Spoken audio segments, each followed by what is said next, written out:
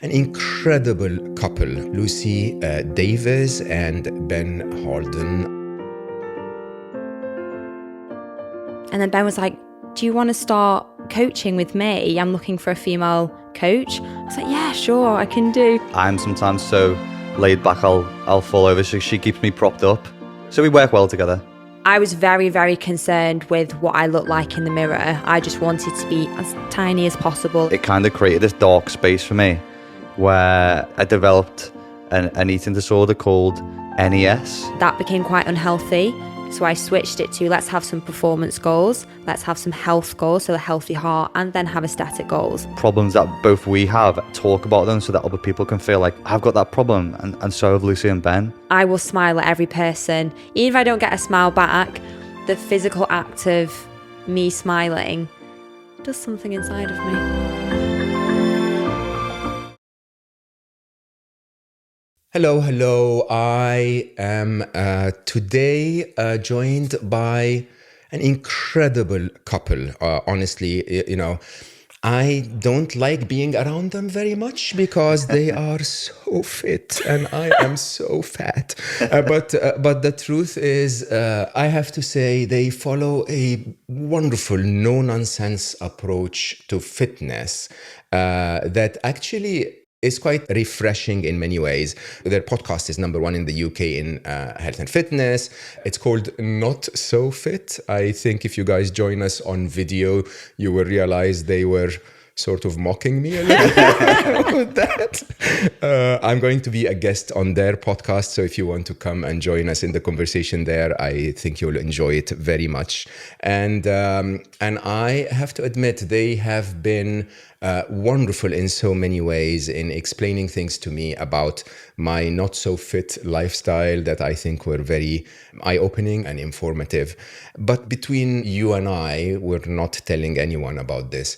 I'm not going to ask them as much about fitness, but more a bit about themselves and their story and how they ended up where they are, because I think that's extremely inspiring and impressive. So Lucy Davis and Ben Haldon are truly fitness celebrities, if you want. Hundreds of thousands of followers on social media, very, very successful podcast, but wonderful in every possible way. Thank you so much for joining me. That was so lovely. That was the nicest ring walk entrance I think I've ever. Is that true? Yes. That was really lovely. That's the worst that I've ever done. Flattered. No, really, really flattered and appreciate you having us on. It's amazing. Thank you so much for joining me. I have to say, I didn't tell you this before we recorded because I wanted to see how your faces will be. When we got in touch the first time, the first I got to know about you was a video that you posted, at least I saw it on YouTube, that was about 16 days in Disney. And for my listeners, Ben and Lucy are a couple, and I am, you know me, I'm a bit of a logic person. I like facts. I like everything to be as it is, and I get a little frustrated with proposals. But you posted how Ben proposed to you, and Lucy, being fit as you are, always telling us to work out and do stuff. You were so girly and so cute, and it was so beautiful. I was like, oh. Honestly, I think it was the shock, the fact that it was abroad as well, because I didn't even fathom that Ben would take a ring across on a plane, be able to do that, like not lose it or anything like that. So yeah. I was in just complete shock. You had no clue. He was taking you to Disney for 16 days. I knew about Disney, but I didn't know about the balloon, proposal. On a high altitude, hot air balloon. No. You didn't guess. No, well, as we arrived, obviously you're really jet lagged. You arrive in America, you're all a bit flustered. Race through the Disney parks was in my head. And then Ben was like, oh, we're going to get up at 4:30. And I went, no, we're not. That's absolutely ridiculous. Why are we getting up at 4:30 in the morning? We need to sleep. We need to rest. And he went, no, we really need to get up at 4:30. And he just showed me a picture, because I wouldn't shut up about it, of the hot air balloon. He's like, we're going on a hot air balloon. So that to me was a big enough surprise. So when he managed to get down on one knee in this little space that we had, oh my gosh, It was amazing. It was truly amazing. I'm impressed, Ben. I really am, honestly. I mean, you come across. I watch your videos just with envy all the time. When you tell people to be serious about what they do and so on, you're so romantic. I think Lucy's experience was probably very different to what my experience was of the proposal. So I can imagine. What Lucy didn't know was because of COVID, I'd been ring shopping 2 years prior to that moment. Have you been? So I'd planned it. I'd been and bought the ring. I'd been and done everything basically. And then COVID happened, which meant that we had to push it back and then push it back again. So that, coupled with taking a ring abroad, coupled with the guy who ran the hot air balloon event, literally said to me on the day, we haven't had a hot air balloon go up for 3 months because of the weather. So I was like, wow. So that's going to be bumpy. More pressure. But You were really, really stressed. You got quite poorly. yeah, through stress. because I was so stressed. We were having this conversation earlier about how stress affects the digestive system. I had really bad stomach pain because I was so stressed about the what proposal. we do for love. Yes, yeah. Very bad stomach So Lucy's love story is very different to To mine. yours. Yeah. No, it was incredible though. Really amazing proposal. It looked really beautiful and very, very, very, very loving between the two of you. It really touched my heart. How long did you know each other by then? 4.5 years. Oh, so 4.5 this is not years. guesswork. It's not like, oh my God, she's so, nice. I want to be with her. He's seen all of you. You've seen all of him. She knows all my icks. I know all of Eric's. Oh, is that true? Is there any of them that is smaller in size so you can overpower them? Sort of like, I hate you kind of thing? To be fair, you don't do my worst ick. I don't. So when people run upstairs on all fours, that's an ick for me. But Ben doesn't do that, so I'm okay. You're fine. So tell me, how did you meet? I guess that's the girl's question. Yes. We it sounds really corny because we're not so fit. We met at a fitness convention. Yeah, of course. I thought so. And I didn't know anyone, and I wasn't going to go to this thing. I was a bit nervous. You knew everyone, didn't you? Mm-hmm. And we arrived at Liverpool train station. I saw Ben and I was like, oh no, this is going to be a problem. Because at the time I was with someone else and Ben was with someone else. And it's one of those. It's one of those. Interesting. So when we met, we just got on really well that whole weekend. It was just super funny. We had a great time. Ben lived in Liverpool. He's with someone. I live Manchester. I'm with someone. We just didn't really speak for about 5 or 6 months. Yes. And this is always funny. With my degree, because I was at university, I was going into my 3rd year and you have work placements. And I had a 10-week work placement coming up. But I was a very busy person. I just started Lucy Davis Fit. I was like, I need something where someone appreciates how little time I have and do my dissertation. And then Ben was like, do you want to start coaching with me? I'm looking for a female coach. I was like, yeah, sure, wink. I can do. Yeah. Wink, wink, nudge, nudge. That's a very good pickup line, my friend. Yeah, there's the pickup line. So I started working with Ben for 10 weeks and then just never left. And we got together in that period because we'd split off from our other partners previous to that. And then after we'd been working together for about 4 weeks, we got together. Amazing. Who's the boss now? I think it depends who you ask. I think we're very 50-50, I'd say. In different ways. I think Lucy takes responsibility for a lot of the things in the business that I don't. She's very creative. She is very, very organized, very OCD almost with a lot of things. Yeah. Whereas I'm sometimes so laid back, I'll fall over. So she keeps me propped up. And I take care of a lot more the businessy side of things. Mm. So we work well together.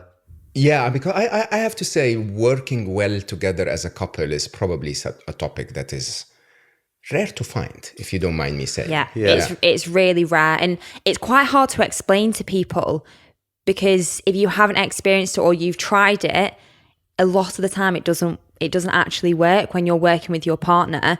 But we always say, because we started off working together for a couple of weeks and with a couple straight away, we don't know any different. Interesting. And I personally could not be with someone who wasn't as into fitness as I am. because Ouch. I don't think I don't think someone else would understand the pressures of having businesses I and then the agree that. pressures of social media and fitness, but because we're in it together, it's not, we don't know no different. A lot of couples, especially guys who you'll speak to, they can't wait to on a Friday or Saturday night escape down to the pub, have a pint, and be away from the other half. So I think for me and Lucy, it's probably very strange to other people that we get up together, we work together, we go to the gym together, and then we spend our weekends and stuff together as well. But because that's always been the way that we've worked and we get on so well together, I want to spend more time with her and she wants to spend more time with me. So it's not like we're looking for that escapism to get away to the pub or other places, because I think if you find a partner who you really connect with and that you love and you can get on with, you're not always looking for that escape from the other person. And don't get me wrong, there's periods of where we argue or bicker, because I think every couple has that. But I think the way that we probably address those and the language that we use and the way that we, I suppose, patch things back up again means that that's what's been special about our relationship and why we can spend so much time together as well. I love you guys. I really do. I mean, it's really so sweet. And it shows, even before I met you, that there is a level of appreciation. It's not love. There is a level of appreciation for each other's differences that is quite, I think more, at least to me, it was more visible than the appreciation of each other's similarities. You know, the fact, you know, a lot of the fun videos that I see are commenting on something about Lucy or you know, when you're talking on your podcast, it's always you're not ashamed that you're different in certain ways, and you sort of like it, actually. I think you have to be a bit different from your partner. If we agreed on everything, I think that would be really boring. If we were talking about a topic, because we do have disagreements and we're at the stage in our relationship. I think the podcast and having businesses has helped our relationship, because we can have a discussion about something and we could have completely opposing views, as in really different, but we won't necessarily argue and bicker. I'm like, you think that's great, but this is my opinion, hear me out. And I think that's quite good for our relationship, because we've been able to grow together in how we communicate. And yeah, I think that's quite special. I think it probably helps other people sometimes as well, because people could quite easily look at our Instagram or other people's Instagram and then compare their relationship to other people's and think everything's golden and rosy all the time, and potentially even cause other couples to bicker because they believe the grass is greener maybe somewhere else. But I think maybe us having our podcast conversations with you today, where we can talk about, like, we still have issues, we still have arguments, we still have problems, we just work through them together, can hopefully help other people realize that just because they see images of beautiful people on social media and Instagram doesn't mean that everything's perfect in life all the time.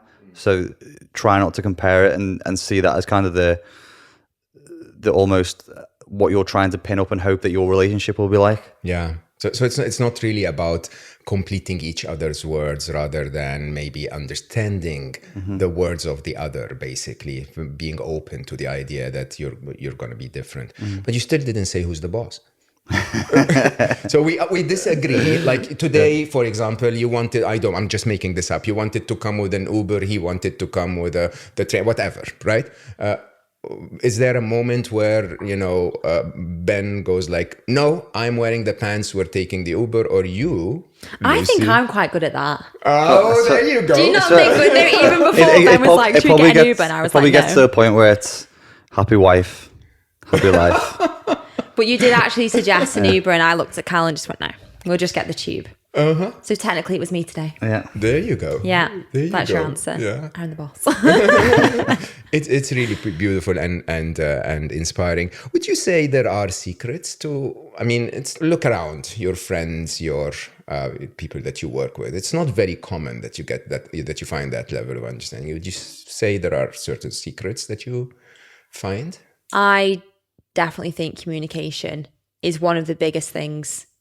In terms of secrets between me and Lucy, or secrets that we keep from other people? No, secrets between you that make you so matching, so in love, sort of. I think there's definitely things that some people may call them white lies, where you're potentially trying to protect the other person. I think if you could be a flyer on the wall in every single situation of your partner's life, it's not particularly healthy to know every single detail about that.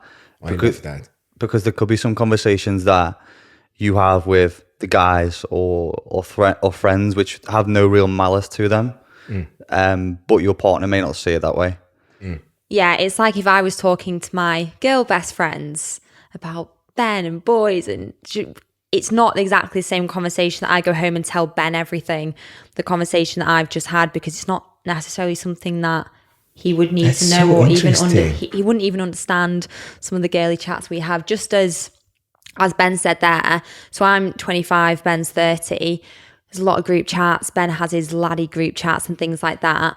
I would never want to know what goes on in a boys group chat, just as he wouldn't want to know what goes on in a girls group chat. So that is something that I think is actually really important, the point you brought up there. You don't have to know every single thing, because you're in a committed relationship. You're very happily in love, but you have to be independent in your relationship as well. You have to be able to have time away from each other. You have to have your own thinking space. You need time to miss one another as well. And because we do spend so much time together, we have to make that time happen. We have to know, I'm going to go away this weekend, I'm going to go see my mum, or whatever it is. So that's something we always work on, isn't it? I think just because you're in a relationship as well doesn't make you blind to every other being on earth.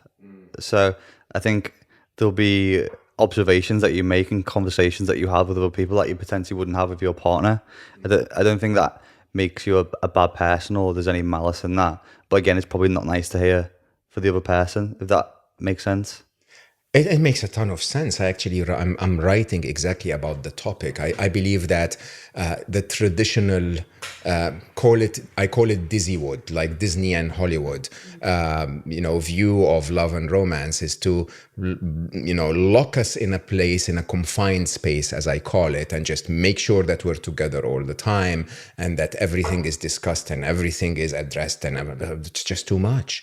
And, so I say the model, sadly, maybe started by Catholicism and then becoming the norm of what is expected in a relationship is all of me, all the time, exclusively, forever. And I think that's actually really, really stressful. And it might be wonderful in the early times of romance and so on. But then eventually, like you rightly said, you need to spend time with your mom, and you need to spend time away, and you need to have, separate parts of your life, maybe a hobby, maybe something that is not shared with your partner, because otherwise it just becomes too suffocating, I feel. Yeah. One of the other recent conversations is quite a lot of, don't know how much time you spend on TikTok, Mo. I don't at all, actually. Yeah. I think I have one of my videos is like 2 million to 4 million views or something, but I'm not on TikTok. So basically you're the secret Andrew Tate of the TikTok world. So although you don't have an account, your media is everywhere. Yeah. But there's conversations that crop up quite often around, obviously the use of social media creates a different space for relationships. Yeah. And there's conversations about like, well, should either partner be liking other girls or guys' pictures? And that comes up quite often, and kind of what is the intent behind, what would your view be on that if you were in a relationship? And I mean, it really is a lie if we assume that it's not going to happen. Like, we are humans at the end of the day, and if your partner expects that you're not going to admire the beauty of another person, then that's a bit of an unrealistic expectation. I think some of the best couples out there comment on the bum of a pretty girl together. It's like, oh my God, look at that. Do you guys do that? If there's an attractive guy, then it'd be like, oh, he's handsome. No, guys, no. Like, oh, he's that. Being able to appreciate someone who is attractive, or we work in the fitness space. Yeah. So if Ben liked a picture of a fitness girl, he's appreciating what she looks like. Same if I was to do it with a guy. It's not a bad thing. And we've had those conversations together. If he was liking naked pictures, might be slightly different. That might be slightly different, because that's probably one of my personal boundaries. Like nude pictures, probably not. but other things, we've had that conversation. And if you haven't had those conversations with your partner and it's an issue for you internally, have those conversations. Like, have an open conversation with your partner about how it makes you feel.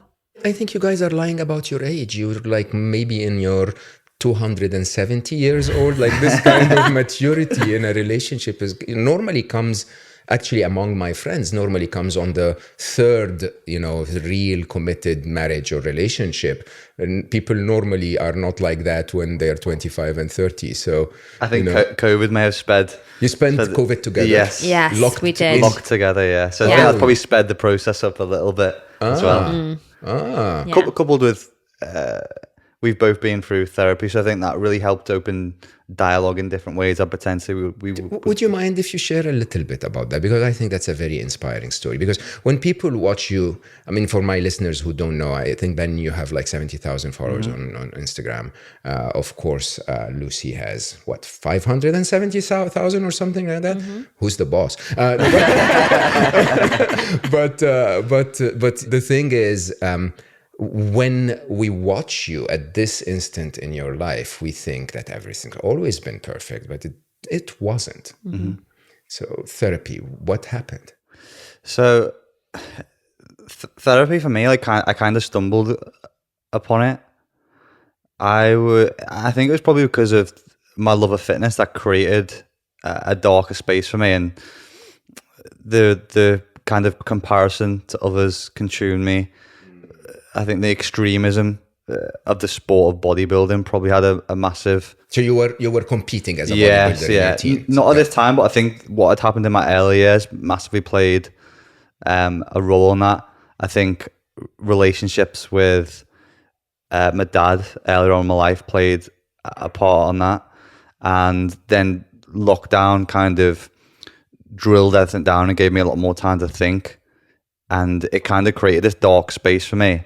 Where I developed an eating disorder called NES, which is nighttime eating syndrome. Wait, like that? Is that a disorder? Yeah, it's quite rare. So basically, that you're snacking between 6 p.m. and the time you go to bed, right? We all do it. Yeah, everyone. Yeah. This variation of it's a little bit different. So you're kind of unconscious doing it. It's like sleepwalking. Okay, yeah. So you get out of bed to eat. Oh, it's about it's like 2 a.m. in the morning. 2 a.m. Yeah. Oh, interesting. So it's like unconscious sleepwalking, and then it was to the point where I was getting like bloody throat because I'd be eating the most unusual combinations ever. So I'd be like having a Twix with hummus or something like that because anything you could find. Yeah, Anything. I'd wake up in the morning and there'd be just crap out all over the sides because you don't chew or swallow anything properly, so that's why you get bloody throat because you don't digest anything. So it was really bad in the digestive system. I was really depressed the next day. Yeah, because as a coach, as a fit individual who had held myself up to these standards for so many years, I was failing at the thing that I was trying to help other people do. So that for me was really difficult to kind of come to terms with, and that was making me depressed. And this went on for several months to the point where one morning I got up and just cried and said to Lucy, I don't want to be here anymore. Oh my God. Yeah. So it got that bad. I'd contemplated taking my own life with it. And it sounds really strange or for some people probably strange to really think about, like, how can getting up in the middle of the night eating food lead to this? It's a disconnect between who you see yourself as and what you actually It was more about identity than anything else. And that got to the point where I was like, right, I need to do something for myself, but I also needed to do it for Lucy as well because she wasn't happy. The way that I was then, because I was so grumpy in the morning and angry, I wasn't like giving her my best self either. So that was the real reason that I went to therapy. And within that, we picked a lot of things apart to do with, it was the thing that we kind of drill it down to, and I think people may relate to this a little bit as well, is to do with, what's the word I'm looking for? Self-sabotage. And we drilled it back to my childhood where I'd had it a lot with self-sabotage. Whenever the evenings where it happened, so it didn't happen every evening when the evenings when it happened would be when anything good happened in my life, it would happen. So when any good news, anything successful in my career, in my life, it would happen directly after that. So it was almost like when a drug addict takes a drug and a high, they needed that come down to come back down, and it'd spike again and then come back down. So that was the kind of repetition it had followed. And I learned a lot about myself in therapy, and I learned a lot about jealousy as well, and the feeling of jealousy, because I think it was something that I'd always viewed as a very negative emotion. I think a lot of people probably do as well. Yeah. And let that consume me with comparison. But I learned a lot through therapy about letting jealousy be. It's an emotion that everyone gets. It doesn't have to be a negative if you don't act on it and you don't let it consume you. If you just be an observer of it. Yeah.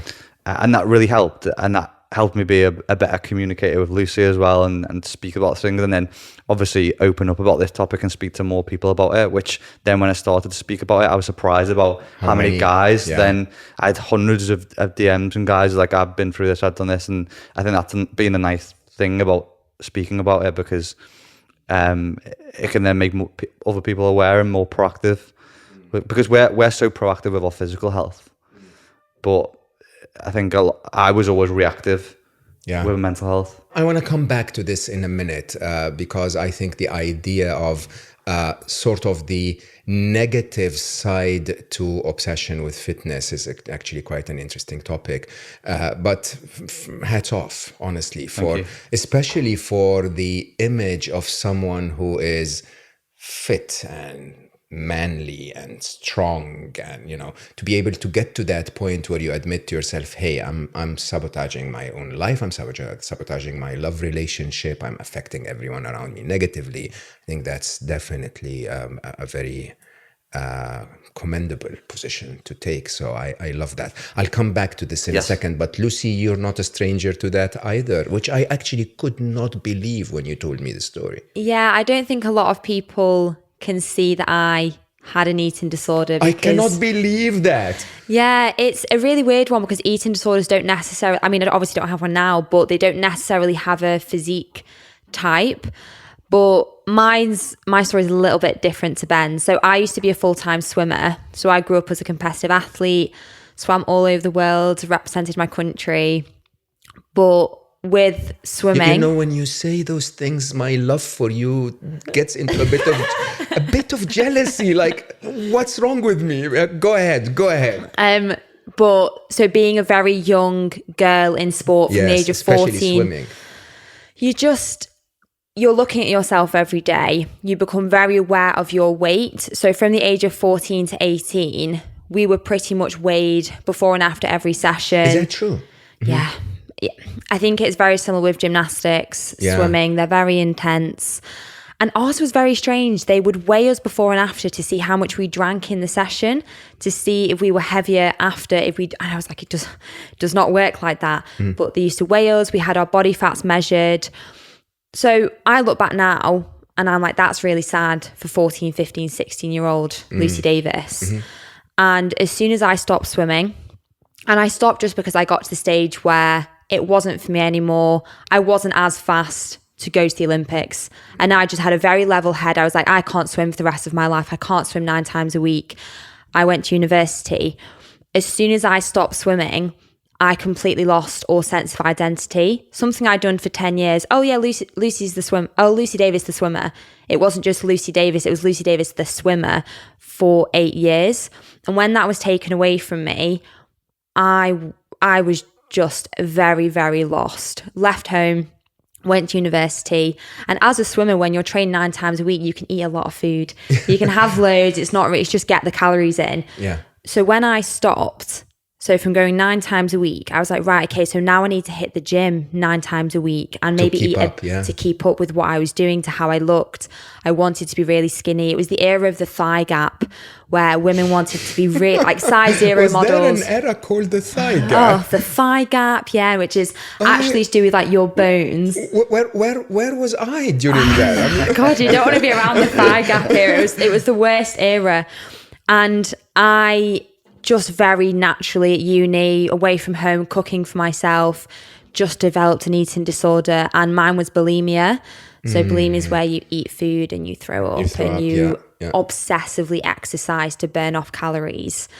And that was not because of external pressure. It wasn't that anyone was telling you, oh, you're gaining weight. Yeah. I didn't tell a soul. I just kept it to myself. It was just I was very, very concerned with what I looked like in the mirror. I just wanted to be as tiny as possible and very skinny because I was as a swimmer. So I didn't want to lose that because I didn't know any different. And that's when I was about 18, 19. And it got to second year of uni. And I was like, I need to do something about this because I hadn't told anyone, because this is going back about 5-6 years.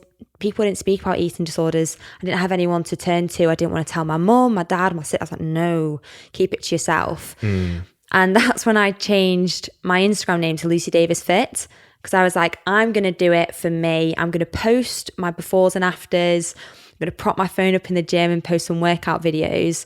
And that started to get quite a lot of traction. And from that, I did my PT qualifications. I became qualified. And over the years, I overcame my eating disorder by myself. But then I also had this overwhelming sense to empower women not to have what I had or go through what I had. And, it's better to be strong, not skinny, was my thing and my reasoning. So it was a very, very strong why for me to get away from it. It obviously just took about 3 or 4 years because But what was the turning overnight. point? I mean, how do you come out of an eating disorder on your own? It's very hard on your own, and I'd never recommend anyone to do that. If you can seek help or speak to I wish I'd spoken to my sister or my mum at the time, because they would have been really helpful. But there is always the association of shame with it. It's Shame, like, guilt, I was just embarrassed because I was a swimmer and it shouldn't happen. Whereas it actually happens to loads of athletes who come out of sports. Yeah. And so I wouldn't say do what I did. I always say to people, categorically, don't not tell anyone, speak to someone, communicate, open up, have those conversations, seek professional help if you can. I think educating yourself on the eating disorder is important as well, to understand what's going on in your body, in your head and things like that. And as Ben said, therapy. I still have therapy now weekly. I love it. I love therapy sessions. I love it. So I talk about everything. I think that clip is going to be our promo for it. I love therapy. It's just the idea of speaking to a third party person who, they know everything about you by the time you've gone through therapy for a while, but they have no judgment on what you say. Like, you could say anything and they are not going to judge you. You don't need to feel embarrassed. And I love that about therapy. I think it's very, very powerful. I've been with different therapists as I've moved around, and I just have them by Zoom now. And I think it's great because you can be anywhere and still have your session. But that was very valuable to me. In an interesting way, I think, as I said many times in our conversation, and I feel that the most beautiful part of the two of you is how you are social media celebrities, but you're very, very human in a lot of the things that you do. And it's in an interesting way, I think it acts as a very, very powerful reminder to everyone that we all are human, And I think the challenge with fitness specifically is because what you guys do is very difficult for anyone to attain. In general, we can all be fit, and we're going to come to what fitness is in a minute, but to be fit with a six-pack and, to be so disciplined in what you do and to be able to dedicate the time, the lifestyle, the diet, and so on and so forth is not something that everyone can do. And so when it's so unattainable, you get viewed as, oh, they must be superhuman. But I think what you guys portray so openly is, hey, we're just another couple, really, right? How has that always been how you are? Has that always been? You must have sort of bragged a little to get your early followers, no? Let me interrupt this podcast for a minute to tell you about my latest initiative, unstressable.com. Unstressable is a members community based on my book with my co-author Alice Law, which will come out in 2023. Members of Unstressable get a library of training materials, daily tools to manage their stress, a free monthly webinar where you can ask your questions, guest expert talks about relevant topics, and the best of all, a members community where you can talk to other like-minded people to learn tips and tricks about how to manage your stress better. Being one of my beloved listeners on Slo Mo, the first 50 that will sign up for unstressable.com this week will get a 2-month free membership. Use the code SLOWMEDOWN when you sign up to get your free gift.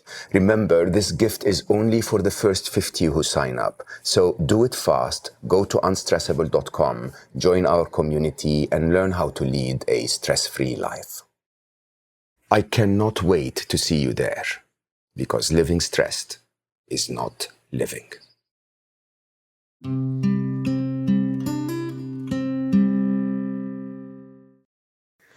It's a really weird one because, so from my perspective as a woman with a 6-pack and a lot of muscle, it naturally gained quite a lot of attention early on when Instagram used to grow really quickly, and it just gained a lot of traction. And at the time, so going back 5 years when I first started, I got a lot of validation from it. And Did you? It's a weird thing because you shouldn't associate like a like to how you feel. But I was in this cycle, which probably didn't help my eating disorder at the time. But I was in this cycle of, okay, liked, people must think I look good. And it was this circle of going back and forth, like quite a vicious circle for me. But I detached from that quite quickly because I'm quite performance-based as well, as in health, aesthetics and performance, not just aesthetics like it was for the first couple of months where I was just, how good do I look? How good can I look? That became quite unhealthy. So I switched it to, let's have some performance goals, let's have some health goals, so a healthy heart, and then have aesthetic goals. So have all three, which we've both had from the start with a very no nonsense approach. We're very straight talking, which isn't like the sexiest way with fitness. People are very much like, ab workout in 14 days. We don't do that because it's not real. And we're very transparent. It's very disappointing, honestly. It's really disappointing because it's impossible. I do it doesn't the 14 happen. days and then then what? It doesn't happen. Exactly as it has always been. I say to people, I've had, like, here's a picture of me at 5 years old with a 6-pack. I was basically genetics.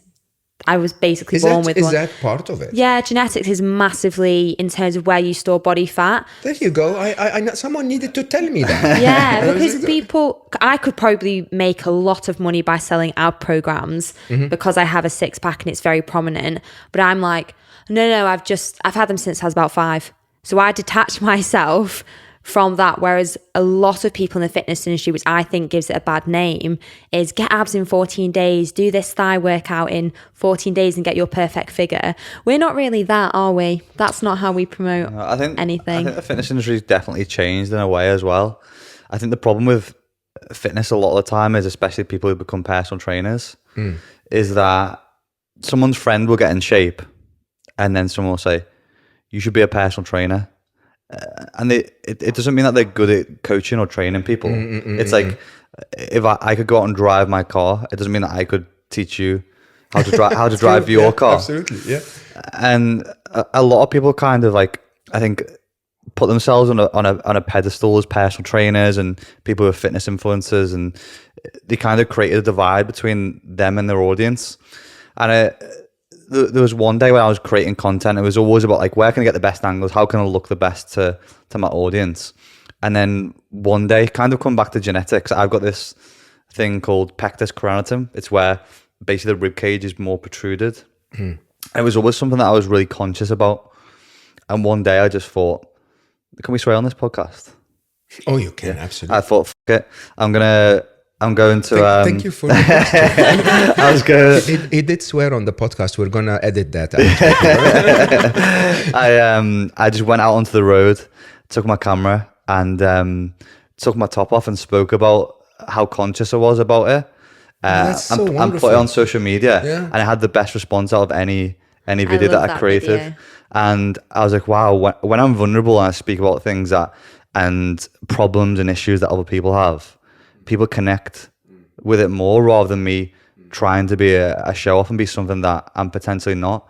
So I think since then, us trying to be more relatable and look at problems that both we have, talk about them so that other people can feel like, I've got that problem and so have Lucy and Ben. It almost helps them in a way deal with their problem a bit better as well. Yeah. I mean, in an interesting way, I have to admit that I never really understood the relationship between health or fitness, let's say, and aesthetics. I mean, does it have to be related? I mean, there are people that are incredibly fit, but don't have a six pack. Is one the result of another every time? Like, if you get to a certain level of fitness, you will always have that look. So we've got this kind of thing that we like to stick to with our members. And there's like different pockets of fitness. So we've got like health, we've got aesthetics, and then we've got performance. We like to try and put people in around the middle. It's good to have aesthetic goals still, to lose weight, to drop a jean size.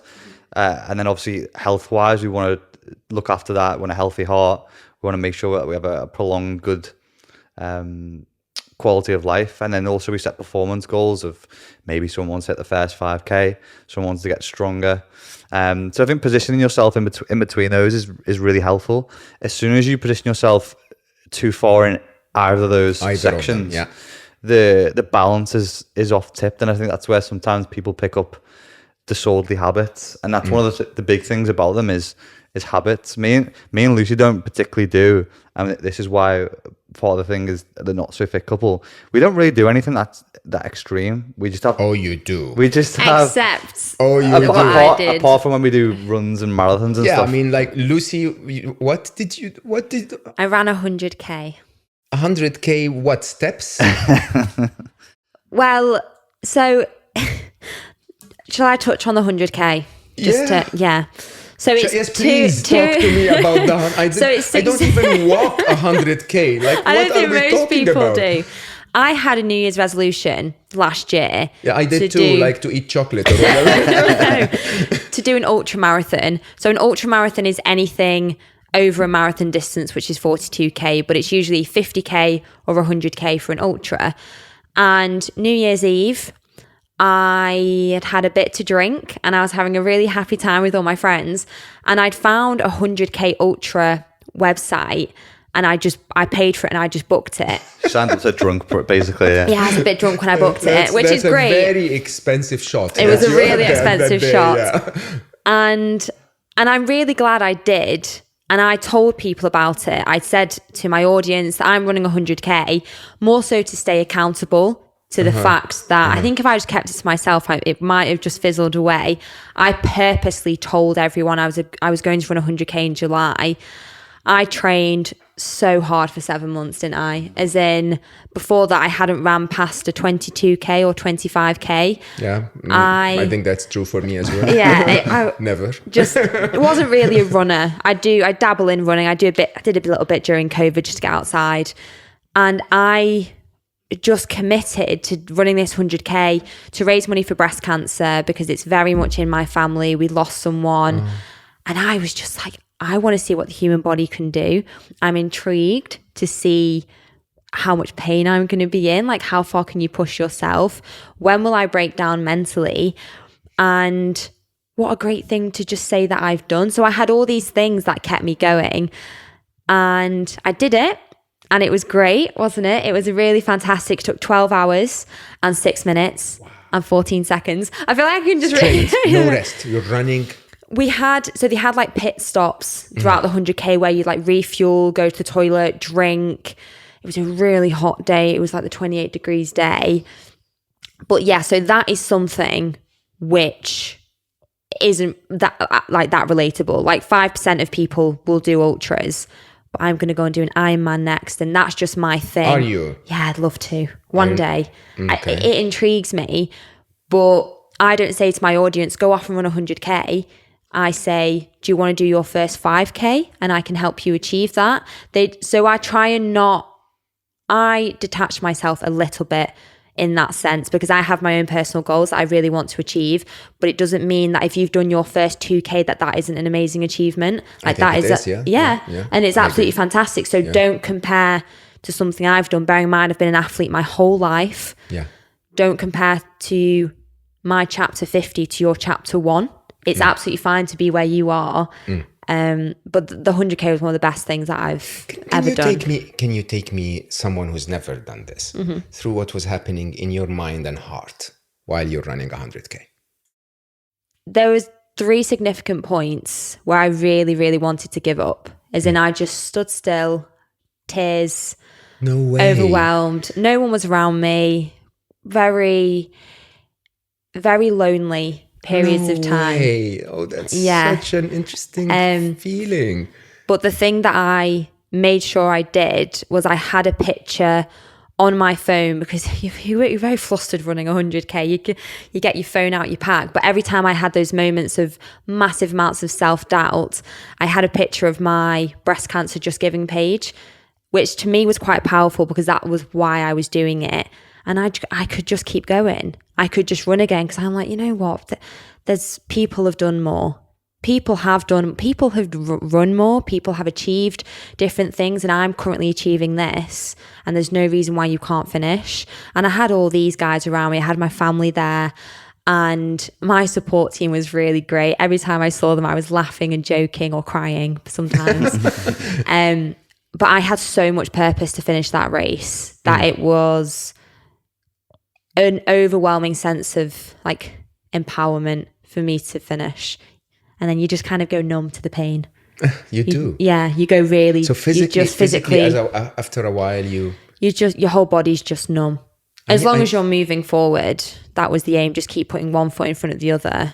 I had really bad knees, hips, ankles, but you get so used to it. You just carry on. I normally feel that way walking to the tube station or something.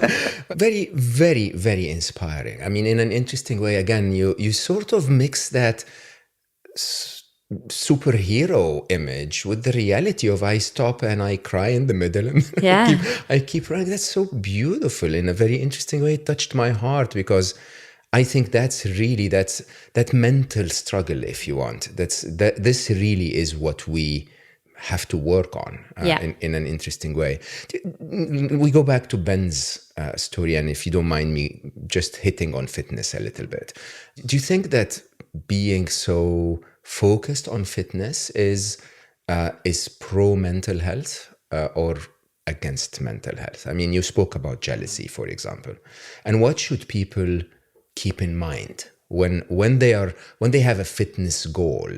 How can you also keep mentally happy, be in a good state when it comes to your well-being? I think it's like almost like a scale or a spectrum. I think if you're too far one way and you really turn that dial up to be too extreme with fitness, there's going to be detrimental things that will happen to your both physical and mental health. But bodybuilding isn't healthy.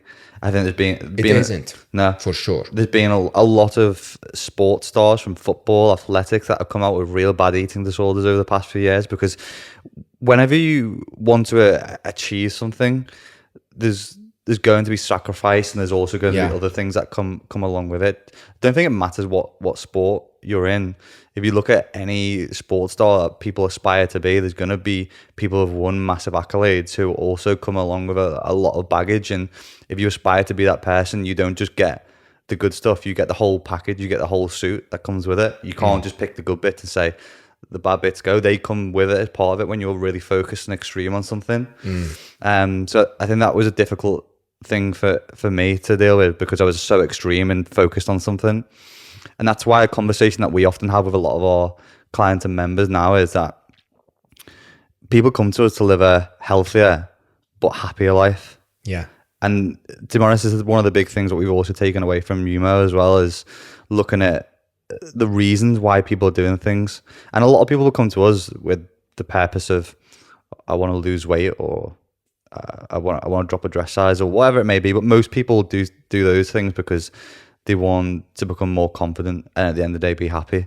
Yeah. So whenever people are looking at extreme things or why they're doing things, like, does that really make you happy? Because whenever we're making sacrifices, whenever we're working or it being health and fitness, everything's being funneled into that end thing of they're doing it to be happier, or if they want to win something, it's to be happier. And I think whenever you're going down that extreme, there's always going to be kind of off-roads to it, and a lot of people fall down rabbit holes that they find it difficult to come out of because they've never experienced it before. So I think whenever people are looking at those endeavors, you've got to realize that whenever you are extreme or whenever you want to achieve something really big, there's going to be those other parts of the baggage that come with it, and people just probably aren't prepared enough, or there's not enough people talking about the baggage that comes with it. Yes, so people, of course. So people realize that this is the potential dangers This is the price you pay. that could come with it. And some people accept those because their willingness to win and be successful and be a champion is that big that they're happy to accept those along the journey. I mean, in an interesting way, I think the idea of the price to pay is rarely ever discussed, especially in the, sort of nobody wants to spoil the fun when we're out there in the social media world. You're just talking about the reward, but not the price. And I think that becomes quite damaging. It's sometimes the reward is not worth the price. Yeah. Can we talk about, now from a girl's perspective, the idea of strong, not skinny is quite pivotal, I believe. I think the obsession with skinny is really destroying a lot of lives. Yeah, I think if you go back 5 or 6 years ago, it was just skinny. It was the size 0, the 0 models. Victoria's Secret catwalk, for example, you had to look a certain way to be able to even step on the catwalk, be selected. They're all size 0 at the time. That's who you look up to. There wasn't really anyone else to look up to. And you can see why a lot of young girls, so younger than me at the time, 10, 11, 12-year-old girls, are looking up to the people who are skinny because they were getting the validation. The people who were muscly, sportswomen or plus size, they don't really get looked at for their achievements or what's going on. But that's the one positive thing I will say from social media that I think anyway. I've spent the past 5 years empowering women to be stronger, and I have a platform to be able to do that, which I think is amazing, like super powerful. Obviously, there's negatives about social media where you see the skinny people and you strive for that. But we as in people who promote muscular women and being confident and being strong in your body and things like that. We also have quite loud voices. And over the past 3 or 4 years, this movement has changed from just wanting to be skinny to having a little bit more, so being a bit stronger and understanding that building muscle as a woman doesn't make you look like a man, or this whole stereotype that women shouldn't lift weights and the gym isn't for women. There's been a massive shift in the past 3 or 4 years, and I'm so proud to be a part of that movement as well. Yeah. You look at catwalks now, you look at Victoria's Secret, they have plus size models. They had a model who was muscly and she looked incredible. And that's the type of person I look up to. Disney princesses, for example, they were all very skinny, like the waists were absolutely tiny. And you bring out films like Encanto, Louisa, this strong, muscular Disney princess. And you have young girls who can now look up to that as well, which is just a massive shift for when we were growing up. We didn't have that accessibility. There was nothing to compare to except the unrealistic skinny expectations. So I would say that's a massive positive over the past couple of years, how much there's still more to do, of course, and there always will be in so many different areas, but there is a very big shift. I think the main issue really, I had the joy of actually dating a very strong woman at a point in my life. And I have to say at the beginning, my mind was like, aren't muscles supposed to be masculine, right? And the reality is that actually being feminine and kind and tender and nurturing, and it actually has very little to do with our body shape. Yeah. But that image is is hard to erase from people's minds. I mean, with all due respect to what you said, even with Disney inserting one character here or another character there, the truth is we associate in our minds so strongly certain body shapes with certain attributes. Right? It's like curvy means this, skinny means that, muscles mean this, you know, and it's quite an interesting thing to remove. I don't know if we are even close to that at all, to removing that from people's minds at all. I don't think we're that close. I think when something's been so built into our DNA for hundreds of years, it's going to be difficult probably to get our heads around. I also think that there's probably a lot of male egos that are potentially ruffled when they see those type of women. That's a very interesting point, actually. Yeah. There's a lot of hate from strange. Do you get like horrible comments sometimes? Yeah. Yeah. Idiots. I know. Well, a lot of the time mine is from men though, isn't it? Who, as you said, I don't know if it's an ego thing or they can't fathom a woman with muscle. They're just not happy with it, and they express that by being nasty online. We don't really care though, do we? I think you can not care to a certain extent, but everything is going to hit you at some point. Yeah. I mean, I want to go back to your point, Ben, but this is important because one of the other costs that people don't understand when it comes to being a celebrity or an influencer online is the number of negative comments that you get. How do you deal with that? How do you deal with them, and how do you deal with yourself when you get them? It definitely depends on, well, for me anyway, how I'm feeling that day. If I've, for whatever reason, I'm just not having the best day and I see a negative comment, because there could be hundreds of lovely positive ones. Yes. You don't look at a single one of those. You're just sort of like, why? Human nature, why do you hate me? Like, what have I done that's so wrong? If I'm just not having a great day, I will respond in a way where I'm trying to validate what they said. I'm like, no, like, this is what I think. Yeah, but if I'm having a great day, I'm like, oh, like, really sorry to hear you're having a bad day. Hope all is well. And I can reply with kindness. But it really depends more so how I'm feeling. I openly say I'm not the best at dealing with negative comments. And I find it hard when someone will say, I have my own opinion. You chose to put yourself out there on social media, so you should expect to get bullied. And I'm a bit like, well, come on. You don't put your kid in primary school and expect them to get bullied in the playground. That's not really how it works. So that's something that I really struggle with, when people blame you for being on social media. Yeah. And I'm like, you can have an opinion, 100%, but it doesn't need to be a horrible and nasty opinion. I love opinions, different ones, great discussion. But there's a line, and when it's crossed, I'm like, that's not an opinion, that's just nasty or rude. Yeah, I think it's a difficult one to deal with. I think you can tell people that you don't care about what other people think as much as you want, but I think deep down we all care a little bit. I mean, if you didn't, you'd just be a complete sociopath. Yeah, because we use society to reflect like what our behaviours are. But I think, especially for Lucy, I think what probably Lucy does for women or men is probably with a certain piece of her content or images or the way that she presents herself, it probably holds a mirror up to a lot of other people, which then makes them self-reflect. Yeah. And it probably makes them look at the things that they're not doing or they're not achieving or they're not happy with. And then they attack the thing that makes them feel that way, which is that's true. Is Lucy a lot of the time. And one of the things that you both touched on there was like negativity bias. So I think that's something that I've really thought about with comments, and I don't get as many nasty ones as you do, I don't think, because I think a lot of yours are still women as well. So I think one of the ways that we discussed it on the podcast the other week was we will often go looking for those negative comments, and this applies to other people as well. If you get negative comments, you'll go searching for those. And a lot of the people who usually agree with you won't leave a comment or won't like. There's probably a lot more people. There's probably a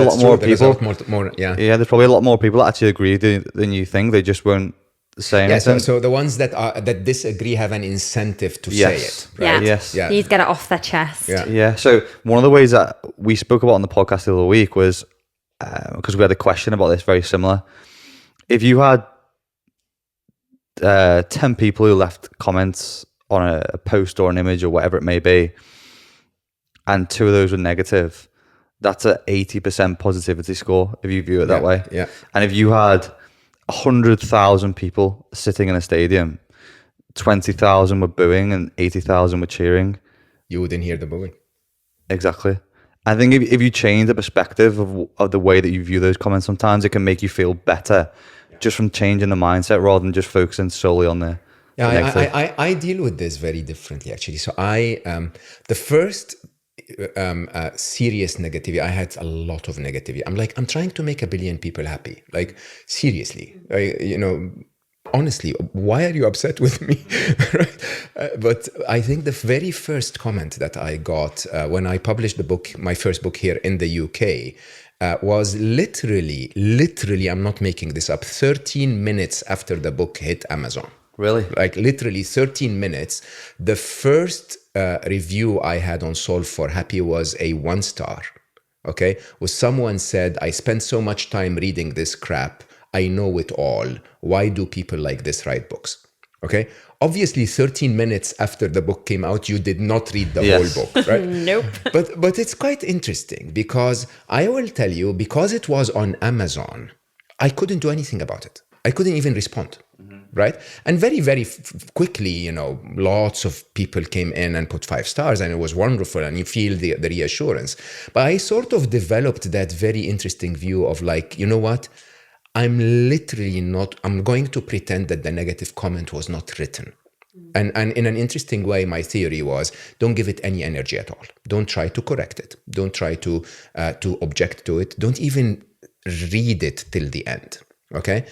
And I will tell you, surprisingly, the number of negative comments kept dropping and dropping and dropping and dropping and dropping, simply because I don't give them negative energy at all. I don't give them any energy at all.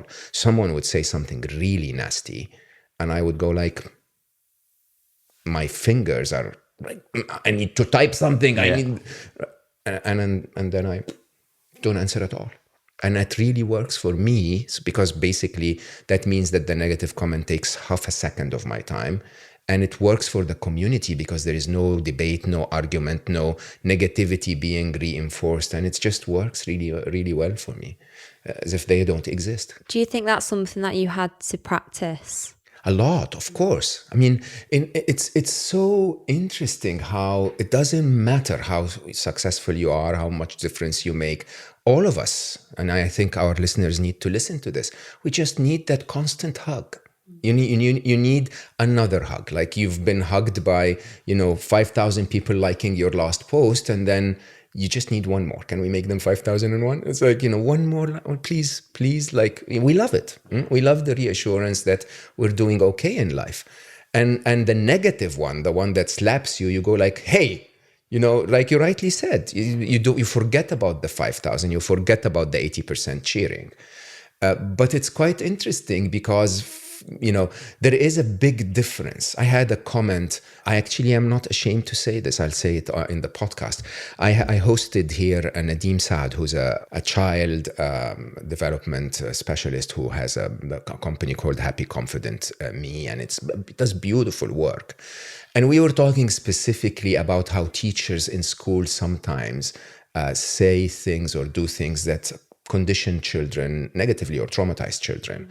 And I commented and said something that basically was like, I don't like teachers in context that do that, right? But I didn't say it that way in the rush of things. And then I had someone send me a message on social media and say, I was very offended by what you said about teachers. And I completely took that on board. I was like, I am so sorry. I'm actually a huge fan of teachers. I think it's the most noble thing you can dedicate your life to of all professions. and the way she wrote it was so respectful, so very, very assertive. She was very open and said, you said this, it didn't sound nice. I am a teacher, it really offended me, but it wasn't rude. If you know what I mean, Yeah. it wasn't direct. It was directed to tell me there is something you can do better, rather than directed to tell me, hey, by the way, I hate you, you're an idiot. Yeah, more so critical feedback. Yeah. Yeah. And I think people need to learn that, Yeah. to be able to communicate in ways that are not to offend, but really to fix or improve. Yeah. You're always going to offend someone, though, aren't you? Even if you're trying to help people, you're going to offend someone. I think it was Jamie who said really a quote that helped me deal with those kind of things when I offended people. He said, if there was an old woman in a burning building, whether you decided to rescue her or not, there'll always be someone who'll think you're a dickhead. So, Is that true? Yeah. So it doesn't. Seriously? Yeah. That resonated with me, because even if you're like you were trying to help people be happier, you were spreading Who would positivity. think of you as a dickhead if you try to help her? Someone will. Someone will. Someone will. Someone will. So even with you trying to spread positivity and happiness with your mission, there's someone who's leaving a negative review for what? So I think you're always going to offend somebody. Yeah. But it is the one that actually feels good and leaves a positive review that you live for. I mean, the truth is, it doesn't matter how many people thrash me tomorrow. If one person's life has been affected positively, then my life is worth living, honestly. And I think yours too, in the way that you tell people to focus on what matters, I think is really, really, really noble in many ways. Oh, thanks. That's really nice. Yeah, I mean, so I can talk to you for hours. As I told our listeners at the beginning, I wasn't going to really talk about fitness that much, but I want to talk about fitness for a few minutes. Like you said, there are three parameters, three pillars. It's performance, it's health, and it's aesthetics, right? But you didn't tell me if you had like 2 tips.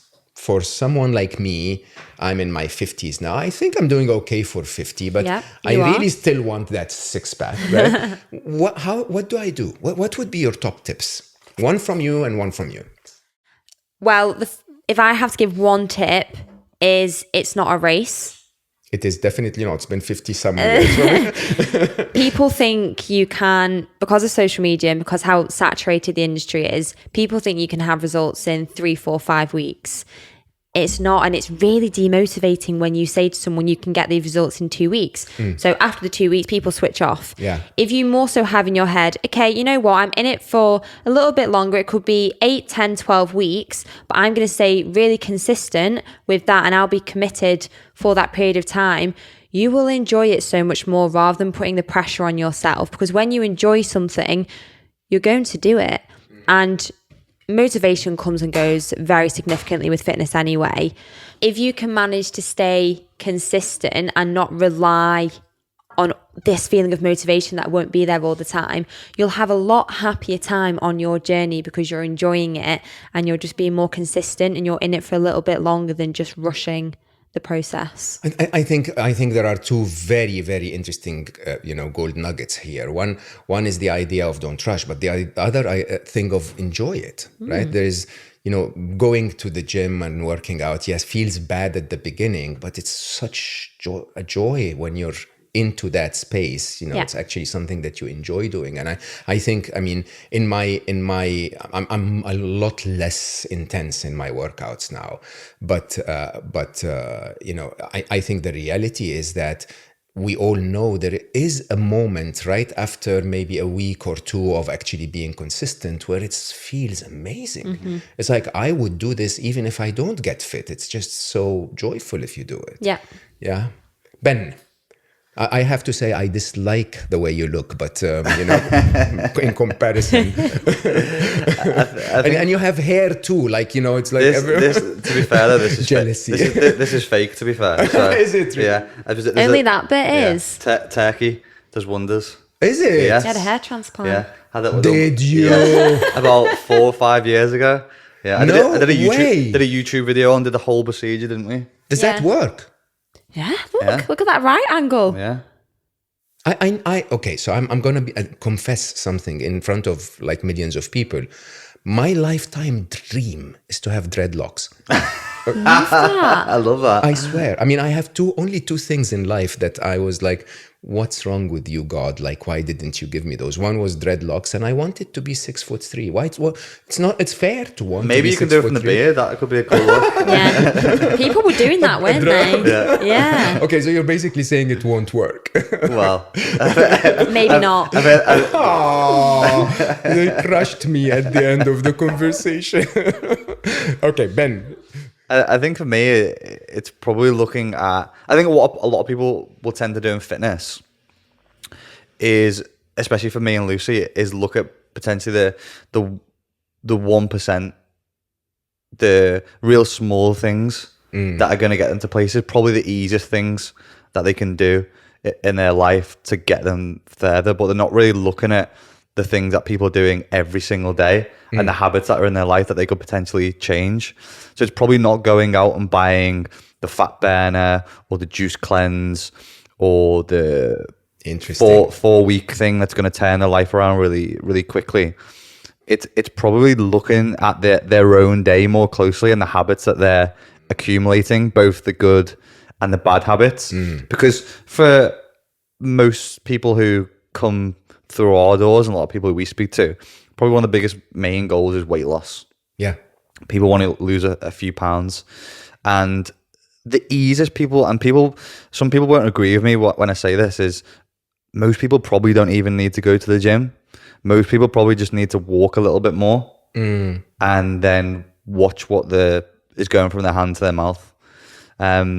Because most people are probably consuming a little bit too much for what they actually need, which is the conversation that we had earlier. I know that for sure. So I think if people looked at the basics of, okay, where in my day can I probably walk a little bit more, get some more steps in, leave my car a little bit further, not take the car.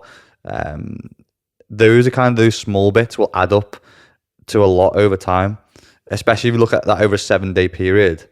That's a lot more steps that you'll probably absolutely adding up. Yeah, over a long period of time, rather than looking at what can I do today to affect tomorrow. We need to look like longer term with those 7 days of what you can do and what you can implement every day, which is going to get a better return and get more bang for your buck. Because I think probably our approach is quite lazy. We want people to get the most for the littlest amount of energy put into something, if that makes sense. We don't want you to waste too much energy, because you need to apply that energy to other areas of life as well. So I think if you can not be so focused on like the elite and the 1% of what they're doing, and look at your day to day and the things that you're doing, that will add up over time cumulatively to get the results that you can also stick to for a long period of time. Such a different view. Yeah. It's not kill yourself for 2 weeks and then you'll get there. But how long can you keep that up for? Yeah. As a lifestyle. That's why people start hating it. Yeah. And they just lose motivation, because I wouldn't be motivated doing that. It's the same with running though as well. Yeah. Most people who start running hate it. It's because they go hard way too quickly. And what people don't realize about running is most programs will be set up with this thing called an easy run. It's called an easy run.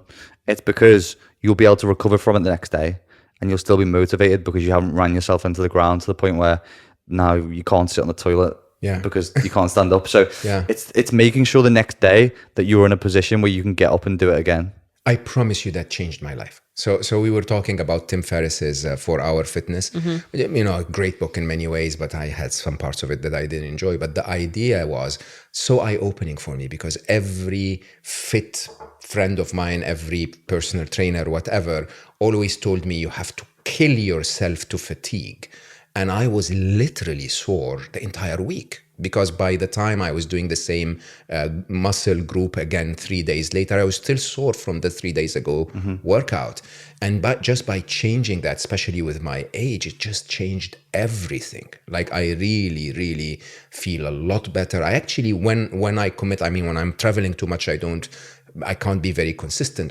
But when I commit now, without killing myself, I achieve much more results, much better results than when I don't. Yeah, because it's sustainable. I'm sure you've probably done that in your work and business life as well. Like, oh yes, I'm sure it applies to that. We'll discuss that on our podcast. Okay, I want to be very conscious of your time, but I have one last question that I think you would shed a wonderful light on, because I think you have some instinctive skill and talent at it. What's your one big secret for happiness? I feel like, this might be quite an anticlimactic answer, but it's the first thing that came to my head. And I've repeated this in our podcast, the physical being of smiling more. Whether I'm walking down the street or I'm on a run, I will smile at every person. Even if I don't get a smile back, the physical act of me smiling does something inside of me. It's actually very scientifically proven. So There they we call go. it the... so basically they ran experiments. I'll get the details. It's not off my head. But if you hold a pencil between your teeth to fake a smile, they basically had tests done on participants that were not smiling, that were asked to be grumpy, to look grumpy, and others who held the pencil in their teeth. Wow. And the ones that held the pencil between their teeth simply felt happier. So it's the way I know how it works is because your parasympathetic nervous system, the nervous system that basically is responsible for relaxing you to rest and digest, and it also gets its signals from your body functions. So the way your body is if you're, if I'm leaning forward because I'm interested in the conversation, my body responds by leaning forward when I'm interested. If I lean forward, I'll become interested, and that's quite interesting how your body responds to that. It's if I'm not feeling the best, I will try and force myself to smile because it can change how I feel and That's take amazing. on the day. Yeah. Smile. There you go. There, you look at you smiling now. You can't stop smiling. Ben? I think one of the big things for me is, and I do this often, and that's why I've got this t-shirt on today. It's my Disney t-shirt, like we just discussed this morning. Is I'm a massive Disney fan. It's because it's the thing that I watched all the time in my childhood. And I went on a family holiday to Disney, and I've always been obsessed with it. And whenever I'm watching Disney, and I still get up every Sunday and watch the Disney News, don't I? The FB guide. It's one of the things that takes me back to when I was a child. Being a child, yeah. So it's almost that form of like a bit of escapism. So anything I can do which relates to my childhood that will take me back in time, where I can remember being a child before work, tax, gym, whatever it is, that's what makes me happy. So I think finding something from childhood that you've potentially forgotten about will helps me be happier anyway. Amazing. Again, scientifically proven, by the way. So one of the things that you notice about happiness practitioners is that the happiest and the wisest people you'll ever meet are just acting like kids. I had the joy of meeting His Holiness the Dalai Lama, for example. We spent an hour and a half literally laughing like little kids. I mean, everyone goes to meet him and talk about very complex things. And, he I don't remember. I was wearing a video game T-shirt, and so he comes to me and points at it and goes like, "You're the funny one. Come sit next to me." And we laughed our heads off for an hour and a half, and that's what it was all about. Just being kids. You don't have to be serious all the time. I will have to say, I don't know. Most of the people that have listened to this podcast or watched the video until now may have not had the same joy I had, because you have such a wonderful energy to both of you. Thanks. And when you're together, it's just so overwhelmingly positive and beautiful and pure and loving. And I think it really is quite refreshing to be in the presence of that beyond the videos and images online. Wonderful human beings in so many ways. I'm so grateful that you joined me.